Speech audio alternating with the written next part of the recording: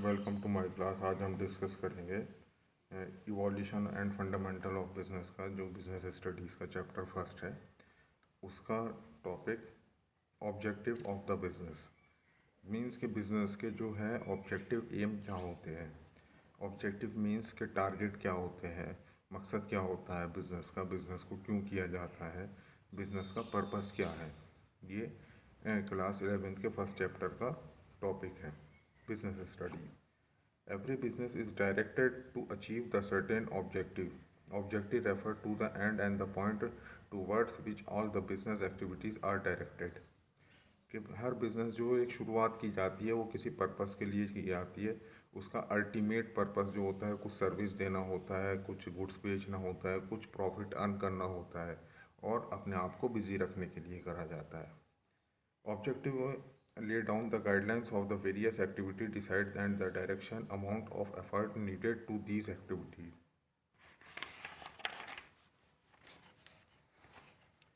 For example, the objective of the mobile company can be increase the mobile user by 10% to in 2 years.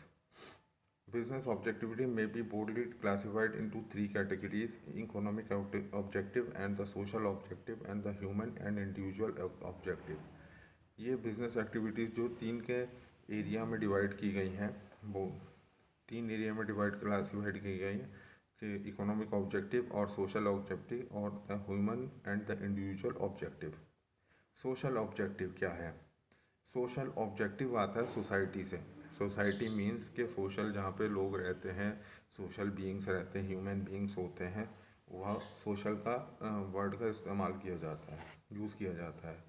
So social objective refer to the objective which are desired to achieve the benefit of the society. कि social objective वो होते हैं जो कि achieve करते हैं, benefit होता है जिसका सोसाइटी है। Supply of the good quality product at the fair prices. Means कि इसमें ये है कि जो भी हम प्रोडक्ट बेचते हैं, कोई कंपनी प्रोडक्ट बेचती है तो उसके प्राइसेस फेयर होने चाहिए, अनफेयर नहीं होने चाहिए। जो कि एक मिनिमम उसमें जो है हमें मतलब कि एक मार्जिन उसमें प्रॉफिट होना चाहिए। ये नहीं कि अल्टीमेट प्रॉफिट होता है कि कहीं पे 200%, कहीं पे 400%, ऐसा प्रॉफिट नहीं कर सकते। या ब्लैक मार्केटिंग नहीं हो सकती। Avoidance of the unfair trade practices. Unfair trade practices क्या हैं? जैसे कि ब्लैक मार्केटिंग है। बहुत सारी दफ़ा जो है बहुत खाने पीने के सामान पर जो है बहुत पैसा इन्वेस्ट करके कुछ लोग जो है उनके रेट बढ़ा देते हैं। कभी प्याज के, कभी आलू के रेट आपने सुना होगा बढ़ते रहते हैं, तो वो ब्लैक मार्केटिंग हो जाती है। फिर गवर्नमेंट उसमें अपना इंटरफेयर करती है और इस तरीके की जो अनफेयर प्रैक्टिसेस हैं, या फिर उसमें जो है फेक साल्ट दे करके कुछ और बेचते हों, जैसे कि हाँ, कॉफ़ी बता करके चाय बेचते हों उसके अंदर, ये भी एक नहीं हो सकता। Generation of the employment opportunities. Her business का जो एक ऑब्जेक्टिव होता है उसके साथ उसको ह्यूमन बीइंग्स की भी ज़रूरत पड़ती है, मैन फोर्स की ज़रूरत पड़ती है, वर्क फोर्स की ज़रूरत पड़ती है। तो उसमें अल्टीमेटली जो है एम्प्लॉयमेंट भी क्रिएट होता है।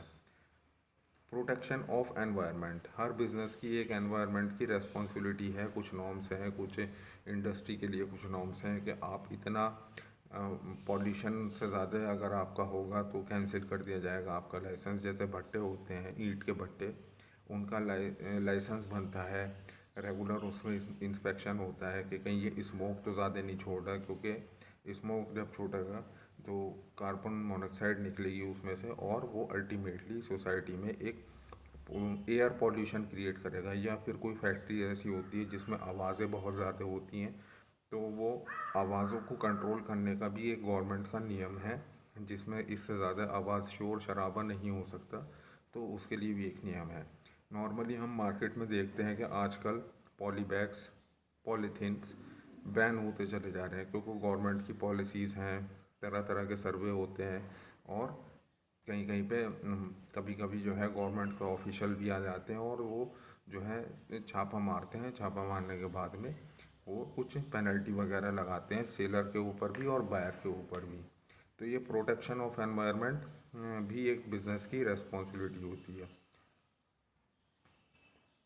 Community services, welfare of employees. आजकल एक बिज़नेस का जो है एक ऑब्जेक्टिव ये भी हो गया है कि किसी ऑर्गेनाइजेशन में जो एम्प्लॉयज़ काम करते हैं, तो पहले जो होता था कि एम्प्लॉय 100% काम कर रहे हैं, उनको वेजेस मिल रही, उनको उत्पीड़न किया जा रहा, उनका जो है एक्सप्लॉयटेशन हो रहा, वो अब नहीं होता। आजकल कंपनीज़ में जो है अपने एम्प्लॉयज़ के लिए काफ़ी सर्विसेज हैं, इंश्योरेंस है, पर्क्स हैं, इंसेंटिव्स हैं, और एक्स्ट्रा काम करने पे जो है कुछ बेनिफिट मिलेंगे, टारगेट अचीव करने पे कुछ गिफ्ट मिलते हैं, फॉरेन ट्रिप मिलती है, तो और उनकी फैमिली के लिए जो है मेडिकल फैसिलिटीज़ होती है, उनको रहने का भी बहुत बड़ी ऑर्गेनाइजेशन में कहीं कहीं पे अकोमोडेशन दिया जाता है। तो ये वेलफेयर ऑफ एम्प्लॉयज़ है। ह्यूमन और द इंडिविजुअल एक्टिविटीज़। अब हम डिस्कस करेंगे human and individual objectivities. Human and individual objective refer the objective related to the individual needs of the employee of an organization, as employee are one of the most valuable resources of an organization. Satisfaction of their objective is very important. Individual objective include the following objective: to provide the healthy and the safe working condition, to pay fair and the competitive salary perk, to provide the opportunity for the personal growth and the development of employees, to provide the reasonable security of service, to provide the various financial and non-financial incentive in order to motivate the worker, to encourage the employee, the incentive preparation on the management। के जो human beings हैं, आजकल जो organisations हैं, business organisations हैं, वो जो है एक अच्छा वर्कली एनवायरनमेंट बना करके देती है। बड़े अच्छे अच्छे ऑफिसेज होते हैं जिसमें बैठते हैं, जिसमें अच्छा लगता है, बहुत ही मॉड्यूलर उनका फर्नीचर होता है।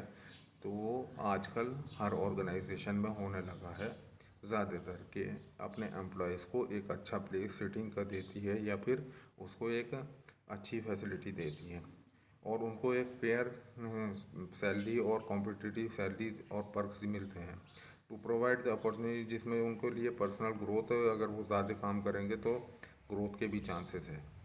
To provide the financial and the non financial incentive in order to motivate worker. बहुत सारे इंसेंटिव देती है कि जैसे किसी को गिफ्ट दे दिया, विदेश की ट्रिप दे दी, या फिर कोई टूर पैकेज दे दिया, तो इस तरीके से मोटिवेट होते हैं employees.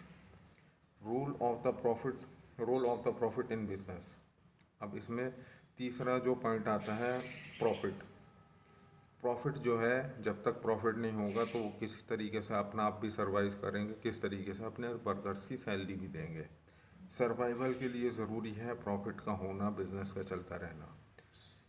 Role of the profit in business expansion and growth. हर बिजनेस की कि आज हमारा जो है टर्नओवर 10 लाख का है, कल हमारा टर्नओवर जो है 20 लाख का हो जाए, उससे नेक्स्ट ईयर जो है या कुछ नेक्स्ट मंथ जो है 30 लाख का हो जाए, क्योंकि हर किसी की महंगाई बढ़ती हुई दौर है और अपॉर्चुनिटीज़ आती हुई दौर हैं। अब ये नहीं है कि इंसान को सिर्फ जीने के लिए सिर्फ खाने पीने की ज़रूरत होती है। आजकल जीने के लिए बहुत सारी चीज़ों की ज़रूरत होती है, एंशियंट टाइम से लेकर अब तक।